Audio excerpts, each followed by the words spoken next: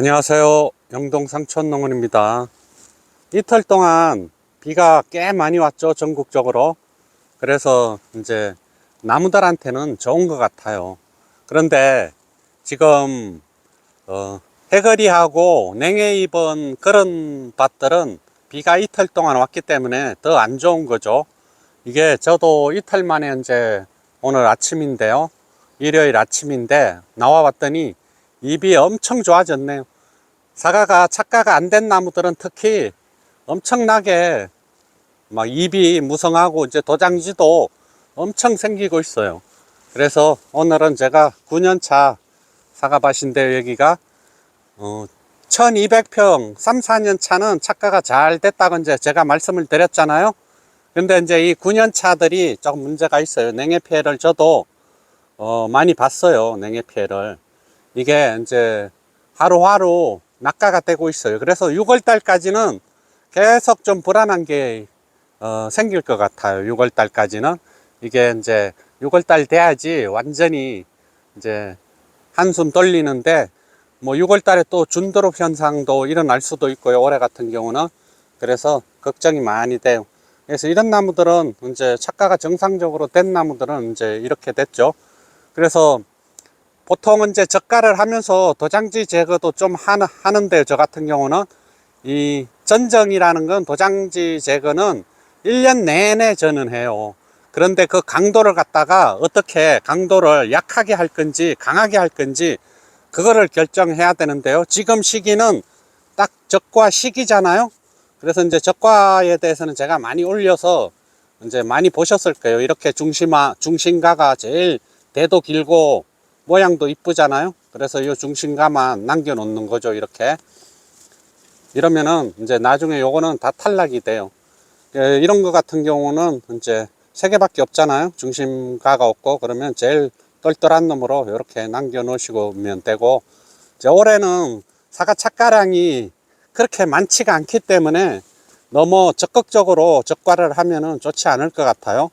이제 나무가 해거리를 한다든지 냉해를 입어 가지고 나무가 이제 착과가 많이 안 된 나무는 적과 시기를 늦춰야 되겠죠.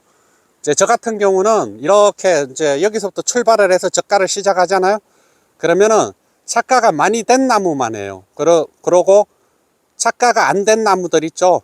별로 안 된 나무, 냉해 피해 본 나무들은 그냥 건너뛰고, 그러니까 이렇게 많이 착과된 나무들만 하는 거예요, 적과를 먼저. 그런데 다 돌고 이제 두 번째 돌 때, 그때 이제 해거리 한 나무나 냉해 입은 나무, 이런 나무들을 하는 거죠. 이 나무 같은 경우가 제일 정상적인 나무예요. 잎이 요 정도. 제가 적과를 요 나무는 다 했는데요. 이거는 뭐 정상적으로 한 230개 정도 아마 착과를 시킬 거예요, 이런 나무는. 그래서 이제 요서부터 이제 제가 하는데, 이 나무도 정상적으로 착과가 됐어요. 그런데 이제 적과를 하면서 요런 도장지 있죠. 요런 건 제거를 해야 돼요. 여기 척지잖아요. 이렇게 척지해서 오면 요 하늘로 솟은 거 있죠.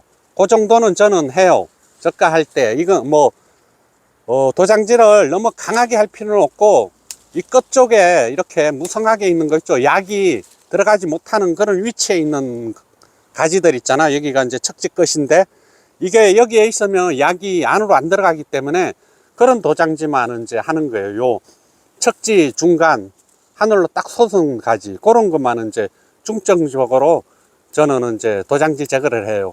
그러고 이렇게 좀 척지에서 결과지, 이제 부주지에서 이래 나온 이런 거는 약간 이래 서 있어도 지금은 아직은 없애면 안 돼요. 너무 시기가 빨라요. 이런 도장지들 있죠.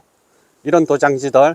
지금 이거 없애면은 또 여기에 갈 영양분들이 정상적으로 이루어지고 있는 이런 짧은 결과지로 영양분이 집중되면 이게 또 도장지가 되는 거예요. 그래서 이거를 안 없애고, 이거는 이제 상황을 봐서 저 같은 경우는 이제 거리 적과 할 때 있죠. 1차 적과 끝내고 이제 2차, 3차 그때 이제 없애는 거죠.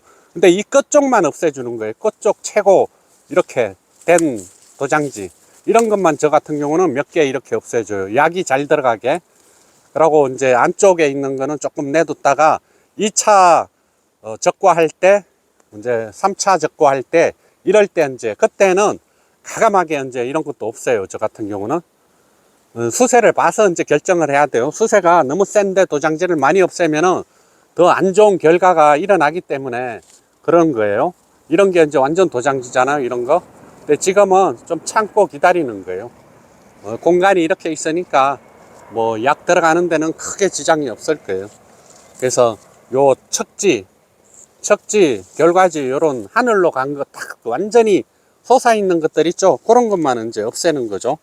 요렇게만 착과가 되면은 엄청 좋은데, 저가하기도 좋고, 이 나무 같은 경우도 이렇게 착과가 잘 이루어지면 얼마나 좋겠어요.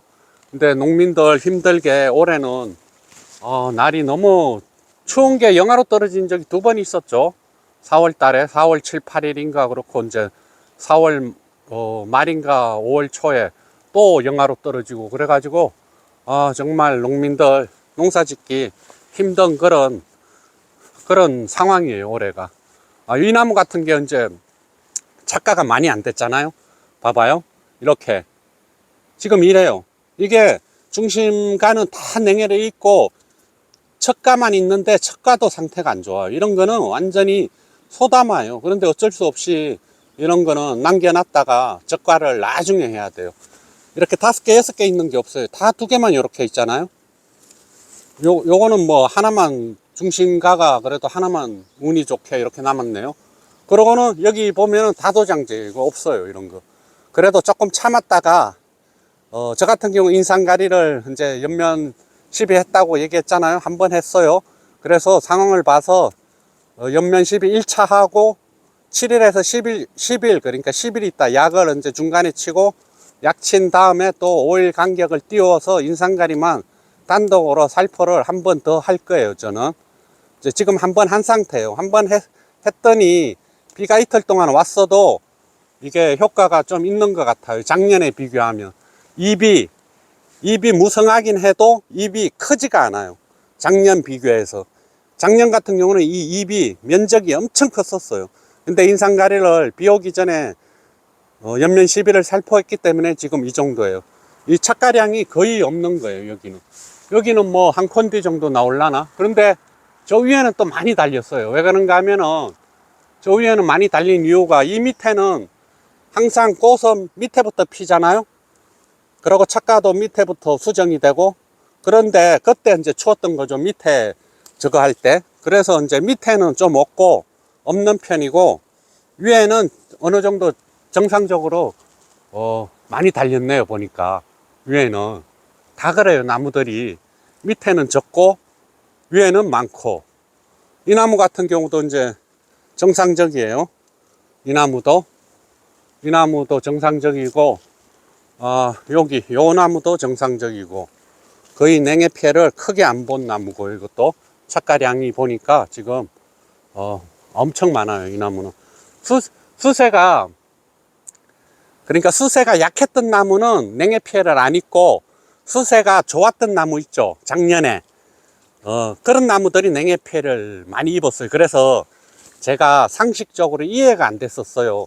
왜 수세가 약한 나무가 냉해 피해를 안 보고, 이 주간 굵기를 보면 알잖아요. 제가 제 밭에 항상 수세가 약했던 나무들을 기억을 하고 있잖아요. 근데 수세가 센 나무는 저 주간 굵기가 엄청나게 차이가 나요. 이게 하고. 그래서 제가 그걸 알고 있어서 하는 얘기인데, 그래서 제가 이해가 좀 안 됐던 게, 수세가 약했던 나무는 동해 피해라든지 냉해 피해를 많이 볼 것 같잖아요. 상식적으로 생각했을 때. 근데 왜 그게 반대로 이루어졌나, 그렇게 한번 곰곰이 계속 생각했어요. 근데 정답은 딱 한 가지더라고요. 이 나무도 이제 착가량이 많지가 않아요. 그렇게 아주 적지도 않고. 근데 제일 없는 거 이제 이 나무죠. 이 나무를 보면은 이 오른쪽에 있는 나무하고 비교했을 때 천지 차이죠. 이거는 착가가 엄청 됐어요. 근데 수세가 약한 나무예요, 이게. 근데 착가가 엄청 됐는데, 이 나무 같은 경우는 밑에 주간 굵기가 굵죠. 그래서 제가 뿌리를 얼마 전에 다 절단을 했어요. 영상도 한번 올렸을 거예요. 저렇게 주간이 굵고 꽃눈이 많이 안 온 거는 제가 한 20그루 하다 보니까 한 10그루 정도 나올 줄 알았는데, 20그루 정도를 제가 땅을 파가지고 다 절단했어요. 굵은 거. 그런데도 저장 양분이 그래도 남아 있었기 때문에 이렇게 제일 심한 거예요, 이게.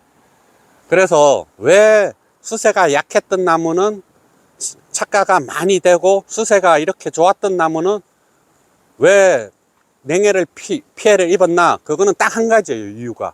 왜 그런가 하면은 수세가 좋은 나무, 영양분이 풍부하고 저장양분이 많았던 거는 꽃도 빨리 폈을 거 아니에요? 조기 개화가 됐을 거 아니에요? 수세가 좋았던 나무는. 그러니까 거기 겹쳤던 거예요. 그 영하로 떨어질 때 중심화가 피고 꽃이 이거는 며칠 더 빨리 폈던 거예요. 수세가 약했던 나무보다. 그래서 그게 시기가 딱 맞아 떨어졌기 때문에 냉해 피해를 수세가 좋았던 나무는 많이 봤다고 그렇게 생각을 해요. 수세가 센 나무는 거의 100%예요. 그리고 이렇게 수세가 약했던 나무는 정상이고요. 오른쪽은 정상이에요. 그래서 이렇게 수세가 다 약하잖아요. 나무가 굵기가. 그러면 엄청 또 착가가 됐어요. 그리고 바로 옆에 또 동네 형님 천평 사과밭이 있는데 항상 개화 시기가 저는 빠르고 M26 이중 대목이다 보니까 저 형님은 이제 작은 면대 항상 저보다 한 5일 정도 늦어요. 개화 시기가. 그러다 보니까 피해를 또 안 봤어요. 저 형님은. 그래서 결론은 제가 생각하기에 수세가 센 나무는 냉해 피해도 더 빨리 봤다. 그러는 이제 결론에 이제 제가 도달했어요. 그래서 수세가 약했던 나무가 냉해 피해를 봤으면은 뭐 안 서운해요, 제가.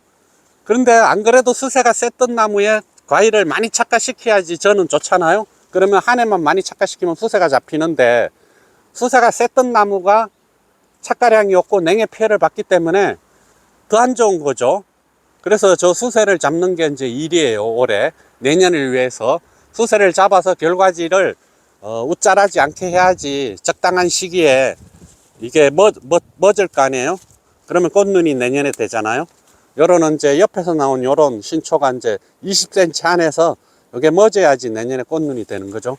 그래서 저는 이제 다른 거 안 치고 그 인상가리로 요 정도 수세는 인상가리로도 저는 잡을 수 있다고 이제 생각을 해요. 그래서 얼마 전에 인상가리를 시비했는데 연면 시비를 했는데 다음에 500리터에 1kg 정도 인상가리를 연면 시비용 이제 물에 녹여서 그렇게 이제 방제를 한 번 더 하면은 그래도 수세가 잡힐 것 같아요.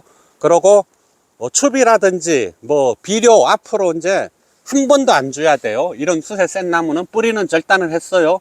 그리고 인상가리 2번 정도 살포할 거고, 그런 다음에 추비나 비료나 이런 거는 이제 끝난 거예요. 올해 아무것도 추비 안 하고 나머지 나무들 이렇게 정상적으로 착가가 된 나무들은 5월 달에 추비가 들어갈 거예요. NK 비료, 이제 질소, 가리 들어있는 추비용 비료, 되도록이면 가수 전용 비료가 좋겠죠. 그렇게 이제 5월 달에 제가 추비를 할 거예요. 그래, 5월 달에 한번 하고, 홍로나 이런 거는 나눠서 조금 해서 5월 달에 한 2번 정도 해주는 게 좋아요. 홍로나 시나노 골드나 이렇게 수세가 좀 약한 나무, 아리수 나무나 이런 거는요. 나눠서 찔끔찔끔 2-3번에 나눠서 하는 게 좋아요. 한 번에 많이 주는 것보다. 그리고 부사 같은 경우는 5월 달에 정상적으로 이렇게 착가된 나무들도 5월 달에 한 번, 정말 수세가 약하고 그러면 2번 나눠서 주고, 그리고 6월 달에 또 그렇게 주고요. 그러면 이제 올해 시비가 끝나는 거죠. 6월 달에 이제 인상가리 연면 시비, 토양 시비를 할 거고요. 그래서 오늘 제가 아침에 1250평 3-4년 차 홍로 부사는 다 이제 저가를 끝냈고요. 오늘 일요일이에요. 7일, 5월 7일. 오늘부터는 여기 500평, 저 멀리 있는 500평. 멀리 있는 500평은 거기는 해발이 여보다 100m 높기 때문에 개화 시기가 또 한 5일 정도 늦어요. 그러니까 이게 여기 끝내고 걸로 넘어가면 딱 좋은 그런 거죠. 그래서 그게 제가 일을 할 때 유리한 점이 많더라고요. 그래서 저는 솔직히 이 1000평이 더 착가가 잘 됐으면 더 좋겠지만 그건 제 욕심이고, 유목 3-4년 차 1250평이 그래도 착가가 잘 됐기 때문에 여기는 이 밭은 한 50% 정도는 착가가 잘 되고 50% 정도는 좀 착가가 만족스럽지 않고 그런 수준이에요. 그래도 어쩌겠어요. 그 하늘에서 이제 하는 거는 인간이 뭐 제 능력으로는 능력 바뀌기 때문에 받아들이고 내년을 위해서 앞으로 어떻게 수세를 잡을 건지 이제 그것만 생각을 해야 되는 거죠. 그래서 지금 수세 센 나무들은 아직까지는 도장지 제거를 적극적으로 하시면 안 된다는 거 꼭 말씀을 드릴게요.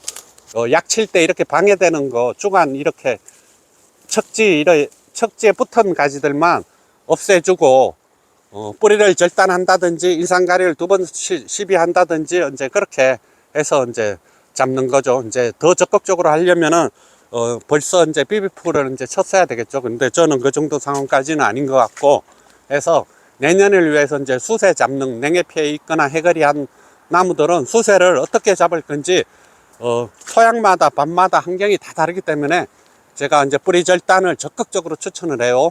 뿌리 절단이 좋아요. 뿌리 절단이. 그리고 인상가리 정도 연면 시비를 하면 될 것 같아요. 그리고 5월 말이나 6월 달에 도장지 제거만 잘 하면은 그렇게 이제 수세가 잡히고 꽃눈 잘 오게 그렇게 될 것 같습니다.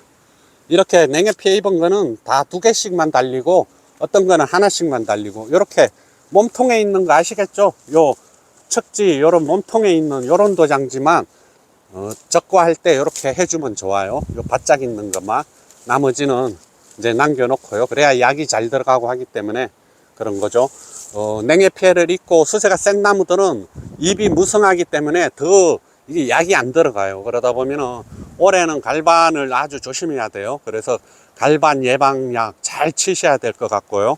이래 무성하고 하면은 약이 안 들어가고 그렇기 때문에 더 압력도 높여서 이제 약을 살포를 해야지 이제 저 깊숙이까지 들어가고 5월달 6월달 방제를 잘 해야지 갈반은 이제 피해가 없다고 저는 생각을 합니다.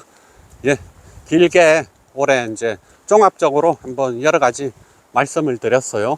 그래서 착가가 많이 된 나무는 빨리 적가를 해 주셔야 되고 착가가 적게 된 나무들은 착가를 놓쳐서 그렇게 이제 적과 작업을 하면은 제일 좋다고 생각을 합니다. 네, 감사합니다. 오늘도 좋은 하루 되세요.